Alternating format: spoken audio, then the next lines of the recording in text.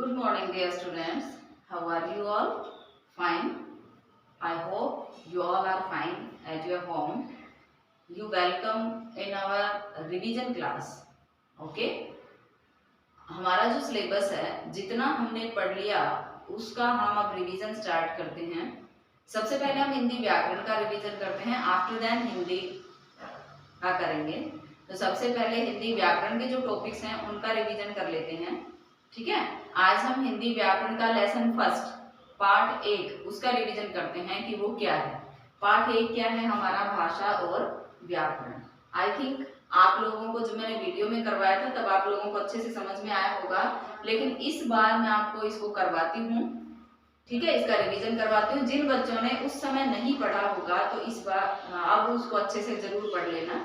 ठीक है, सबसे पहले हम बात करें भाषा किसे कहते हैं, इसकी बात करें। भाषा किसे कहते हैं? तो भाषा क्या होती है बेटा? मैं बोल रही हूँ, अपनी बातें आप तक पहुंचा रही हूँ, क्या है ये? भाषा। आप वहां से बोल रहे हैं, मुझे सुनाई नहीं दे रहा, लेकिन जैसे ही आप अपना रिटर्न वर्क करके मेरे पास भेज रहे हो, अपना लिखा हुआ मुझे बता रहे हो, क्या है वो सब? भाषा। तो अपने मन के भाव या विचारों को दूसरों तक पहुंचाना और दूसरों के भाव या विचारों को समझना ही क्या होता है? भाषा होती है। ठीक है, अपने मन के विचारों को दूसरों तक पहुंचाना और दूसरों के विचारों को समझना ही क्या कहलाती है? भाषा। अब मान लीजिए मैंने बोलना शुरू किया, ठीक है, इस चीज को क्लियर करना, क्योंकि मैंने पेपर में भी एक क्वेश्चन दिया था, उसमें भी बच्चे कंफ्यूजन में थे। मैंने बोलना स्टार्ट किया, बोलना भाषा है। ठीक है, बोलना क्या है? भाषा। तो मेरी बोली हुई बात को आपने क्या किया? सुना। मैंने जो आपको कहा उसे आपने क्या सुना? वो भी क्या है? भाषा। ठीक है, जो मैं लिख करके आपको दूं या मैं किसी को भी लिख करके कोई बात बताऊं तो वो लिखना भी क्या हो गया? भाषा। वो लिखना भी क्या हो गया? भाषा। और जब हमने किसी को कुछ लिख कर दिया, उसने उसको पढ़ा, पढ़ करके उसे समझा, तो वो पढ़ना भी क्या हो गया? भाषा। तो ध्यान देना एक बात को, मैंने बोलना शुरू किया तो बोलना क्या है? भाषा। मैंने लिखना शुरू किया तो लिखना भी क्या है? भाषा। ठीक है, लेकिन जो मैं बोल रही हूं उसे आप लोग क्या कर रहे हो? कानों से सुन रहे हो। ध्यान करना, बोलने को आप कानों से सुन रहे हो, इट मीन्स ये दोनों एक कैटेगरी में आ गए। मेरे बोले हुए को आप अपने कानों से सुन करके समझ रहे हो, मैंने बोल करके समझाया, आपने उसे सुन करके समझा, ये दोनों एक में आ गए। फिर मैंने कुछ लिख कर दिया आपको, मैंने कुछ लिखित आपको दिया, यानी लिख करके आपको समझाया, और आपने फिर उसको कैसे समझा? पढ़ करके उसे समझा। तो ये दोनों एक उसमें हो गए। भाषा तो 4 हो गए। हिंदी में कौशल होते हैं भाषा के 4, लेकिन यहाँ आपको उन तक नहीं जाना है, ये 4 कौशल ही होते हैं, उन तक आपको नहीं जाना है। आपको इतना ही पढ़ना है इसमें कि भाषा जो है वो हम बोलकर भी प्रकट करते हैं, तो बोलकर हमने विचार दूसरों को बता दिए तो उसने अब सुनकर उनको ग्रहण कर लिया, हमने लिख कर के विचार उनको बता दिए तो उन्होंने सुन करके उनको समझ लिया। ओके, अब बात करें इनकी, तो ये पेपर में भी अगर हम दें तो आपको इस चीज को समझना है कि बोलना और सुनना कौन सी भाषा हो गई? मौखिक। बोलना और सुनना मौखिक भाषा हो गई, लिखना और पढ़ना लिखित भाषा हो गई। राइट, समझ में आया कि बोलना और सुनना मौखिक भाषा है तो लिखना और पढ़ना लिखित भाषा है। भाषा के कितने रूप हो गए? 2। भाषा के कितने रूप हो गए? 2। अब मान लीजिए मैं कहूं समाचार पत्र पढ़ना, समाचार पत्र पढ़ना, ध्यान करना, पढ़ना, तो पढ़ना है तो भाषा कौन सी हो गई? लिखित, लिखित भाषा हो गई ना। समाचार पत्र लिखना तो भी कौन सी हो गई? लिखित। ठीक है, वो भी क्या हो गई? लिखित। लेकिन मैं कहूं रेडियो पर समाचार सुनना, मैं कहूं रेडियो पर समाचार सुनना, तो वो कौन सी भाषा है? क्योंकि उसको हम सुन करके समझ रहे हैं, तो वो कौन सी है? मौखिक भाषा है। ये चीज आपके ध्यान में होनी चाहिए। तो भाषा किसे कहते हैं? कि जब हम अपने विचार बोलकर प्रकट करते हैं और दूसरों के विचारों को सुनकर या पढ़कर समझते हैं तो वो क्या कहलाती है? भाषा कहलाती है। भाषा के कितने रूप होते हैं? 2 होते हैं। कौन कौन से होते हैं? मौखिक भाषा और लिखित भाषा। अब हम बात करें लिखित भाषा की और मौखिक भाषा की किसे कहते हैं। तो देखो, ये आपने देखा लिखना और पढ़ना, ठीक है। आपने देखा लिखना और पढ़ना, बोलना और सुनना। अब इसको देखो कि जब हम अपने विचार बोलकर प्रकट करते हैं, ठीक है, बोलकर प्रकट करते हैं, और जब हम अपने विचार बोलकर या सुनकर समझते हैं।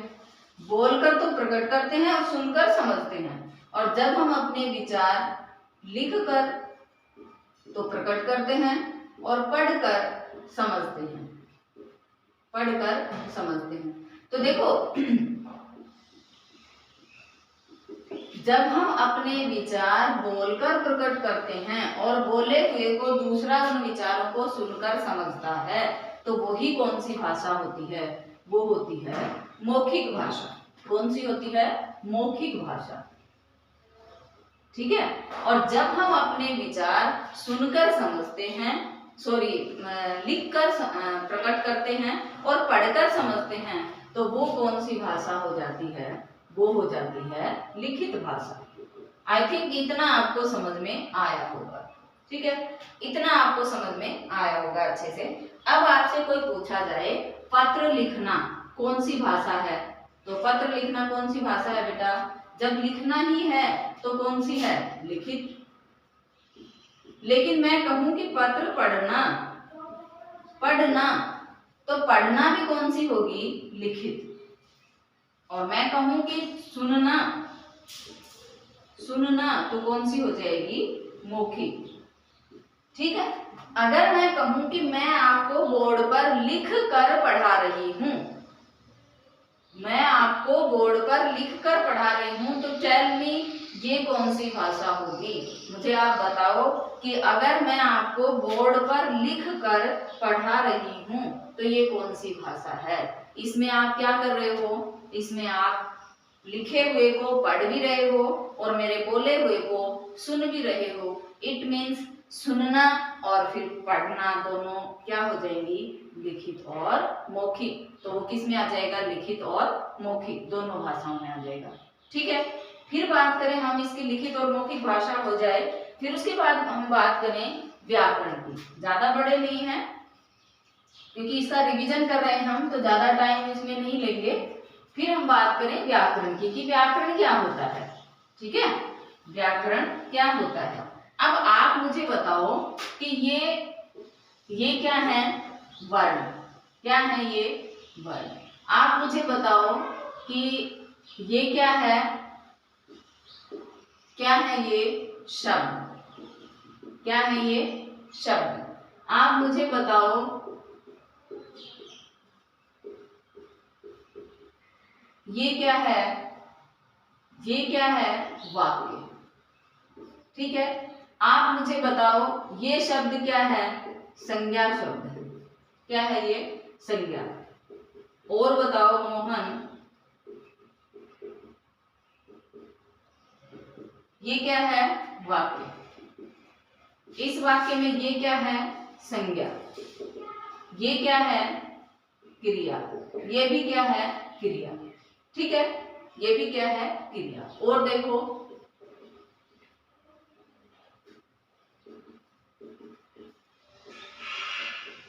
राम चाय पी रहा है, ये क्या है? संज्ञा। पी रहा, ये क्या है? क्रिया। फिर ये क्या है? कर्म, ठीक है। जैसे आप इंग्लिश में पढ़ते हो subject plus verb plus object, पढ़ते हो इंग्लिश में, ऐसे हिंदी में भी तो होता है कर्ता प्लस कर्म प्लस क्रिया। हिंदी में भी होता है कर्ता प्लस कर्म प्लस क्रिया, ये हिंदी में भी होता है। तो आप मुझे बताओ कि ये संज्ञा शब्द है, ये कर्ता है, ये चाय शब्द है, ये कर्म है, ये खेलना, ये पीना, ये क्रिया शब्द है। कर्ता के बाद कर्म आएगा, कर्म के बाद क्रिया आएगी। ये सारी बातें हमें कौन सिखाता है? अब एक शब्द लिखूं, मान लीजिए आपके सामने, बहुत बच्चे गलत करते हैं। एक शब्द लिखा, मान लीजिए मैंने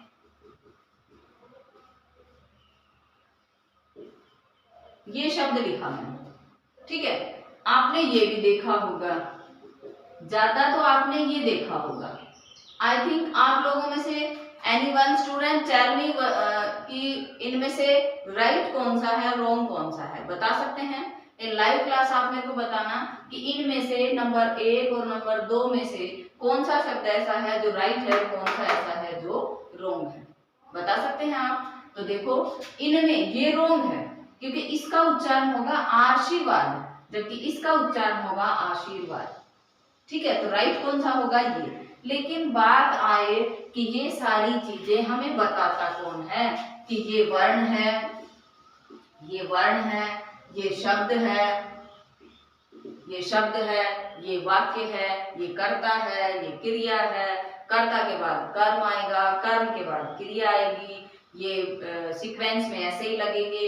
ये सारी बातें हमें कौन बताता है? तो कौन बताता है? हमें व्याकरण बताता है। कौन बताता है? व्याकरण। व्याकरण ये बताता है कि ये किस तरह से कैसे आएंगे, कहाँ आएंगे, इनका उच्चारण कैसे होगा, कैसे लिखा जाएगा। अब इसका उच्चारण कैसे होगा? आशीर्वाद। इसको लिखा कैसे जाएगा? इस तरह से लिखा जाएगा। मान लीजिए यहाँ पर हो पुल और यहाँ पर हो पुल, ठीक है, यहाँ पर हो पुल, यहाँ पर हो पुल, तो इनके उच्चारण में भी फर्क है, इनके अर्थ में भी फर्क है और इनका वर्तनी में भी फर्क है। तो आप मुझे बताइए क्या इनमें अंतर है? वो हमें किससे पता चलता है? व्याकरण से। किससे पता चलता है? व्याकरण से। तो बेटा व्याकरण वो शास्त्र होता है जो हमें किसी भी शब्द को शुद्ध रूप में लिखना पढ़ना सिखाता है और बोलना भी, लिखना पढ़ना या बोलना सिखाता है, वही क्या कहलाता है? व्याकरण कहलाता है, ठीक है। अब बात करें व्याकरण के अंग कितने होते हैं। व्याकरण के अंग कितने होते हैं? तो व्याकरण के अंग वैसे देखा जाए तो 3 होते हैं। कितने होते हैं? 3। लेकिन बड़ी क्लास में जब आते हैं बच्चे तो एक और भी बता दिया जाता है।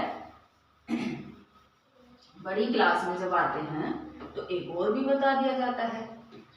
देखो व्याकरण जो है इसके अंग होते हैं, एक तो होता है वर्ण विचार कि ये हमें वर्णों के बारे में बताता है। थोड़ा सा इधर लिखती हूँ।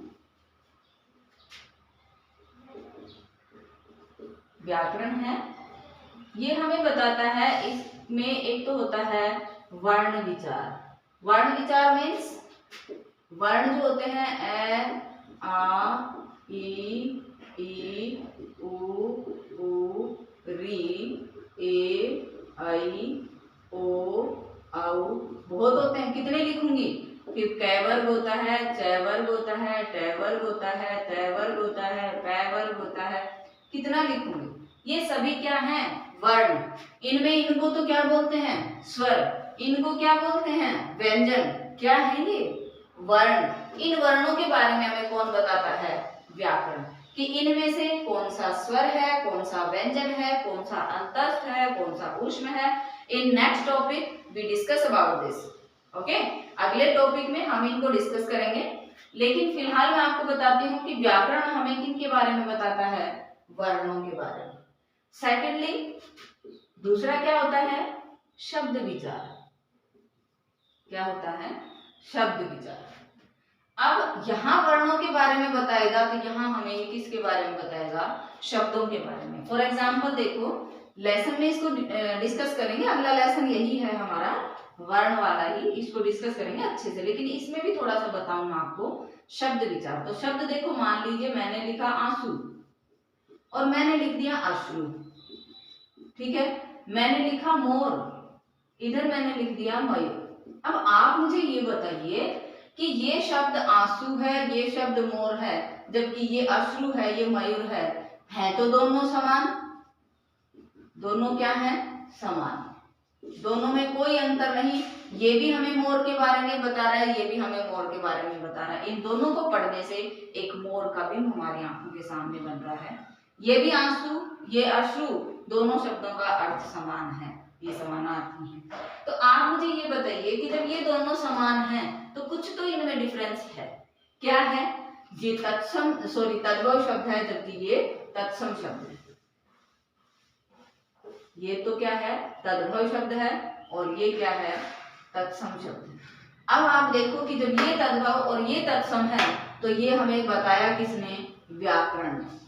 आप पढ़ते हो लोटा, घर में भी देखते हो लोटा, है ना, खाट, पेट, ये शब्द सुनते होंगे, ये शब्द आप सुनते होंगे, है ना। तो ये क्या होते हैं, देशज होते हैं। तो ये बातें हमें किसने बताई, व्याकरण ने। किसके बारे में, शब्दों के बारे में। तो शब्द विचार भी व्याकरण का क्या है, अंग। नेक्स्ट बात करें वाक्य विचार, किसकी, वाक्य विचार। तो आप बताओ, जब वाक्य विचार, जब यहाँ वर्णों के बारे में बताया, यहाँ शब्दों के बारे में बताया, तो यहाँ किसके बारे में, वाक्य के बारे में। वाक्य में बताएगा कि कर्ता कौन है, कर्म कौन है, ठीक है, कर्म कौन है और क्रिया क्या है, संज्ञा क्या है, ये सब हमें कौन बताएगा, व्याकरण। तो शब्द विचार, ये वाक्य विचार भी आ गया। एक इसमें आता है पद विचार, कि वाक्य में जब ये शब्द आ जाते हैं तो क्या कहलाते हैं, पद कहलाते हैं। तो इस तरह से मोस्टली आपसे पूछा जाता है व्याकरण के कितने अंग होते हैं, तो 3 होते हैं, लेकिन आपकी बुक के अकॉर्डिंग 3 भी होते हैं और 4 भी होते हैं, ठीक है। तो ये हमारा टॉपिक था। अब हम इसमें कुछ थोड़ी सी बुक एक्सरसाइज को देख लेते हैं, ठीक है। थोड़ा सा इसमें बुक एक्सरसाइज को देख लेते हैं क्या क्या है। देखो, आपसे कोई पूछे भाषा के कितने रूप होते हैं, तो आप क्या बताओगे, आप क्या बताओगे, भाषा के कितने रूप होते हैं, 2, लिखित और मौखिक, ठीक है। टीवी पर समाचार सुनना और अखबार पढ़ना, ध्यान करना, टीवी पर समाचार सुनना। अब टीवी पर समाचार सुन रहे हो तो उनको पढ़ भी तो रहे हो, उनको पढ़ भी तो रहे हो। तो टीवी पर समाचार सुनना और उनको पढ़ना, या दूसरा क्या कह रहे हैं, अखबार पढ़ना, तो लिखित भी है और मौखिक भी है। व्याकरण के विभाग कितने होते हैं, तो इसमें ऑप्शन दे रखे हैं 3, 4 भी दे रखे हैं, है ना, 3 और 4 भी। तो दोनों आपको एक साथ कभी वो नहीं होंगे, 3 आता है तो 3 है, 4 आता है तो 4 है। किसके द्वारा हम भाषा का शुद्ध प्रयोग करना सीखते हैं, किसके द्वारा सीखते हैं, व्याकरण के द्वारा। फिर और देखो इसमें, एक मिनट, वर्णमाला और लिपि, क्या है, वर्णमाला और लिपि।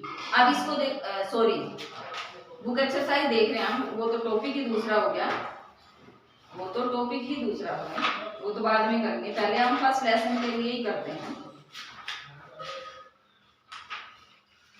देखो, मान लीजिए क्वेश्चन है कि अधिकांश भारतीय भाषाओं की जननी कौन है, तो वो है संस्कृत। भाषा को पहचानना, लिखना, पढ़ना में कौन सिखाता है, व्याकरण। भारतीय संविधान ने कितनी भाषाओं को मान्यता दी है, 22 भाषाओं को। व्याकरण के भाषा को शुद्ध रूप में बोलना, लिखना, ये ठीक है, ये हो गया। तो ये हमारा टॉपिक था आज लेसन फर्स्ट, जो रिवीजन वर्क है, ठीक है, जो रिवीजन है। इसकी वर्कशीट मैं आपको बनाकर दूंगी, जो आपको अपनी नोटबुक में, फेयर नोटबुक में करनी है। मैं सिर्फ क्वेश्चन राइट करूंगी, आप उनके आंसर खुद लिखेंगे, ठीक है। प्रत्येक लेसन की एक साथ बना करके देती जाऊंगी और आप उनके आंसर जो है वो करते जाएंगे, ठीक है ना। तो हमारी जो आज की क्लास है वो यही हम विराम देते हैं, इसको यही खत्म करते हैं।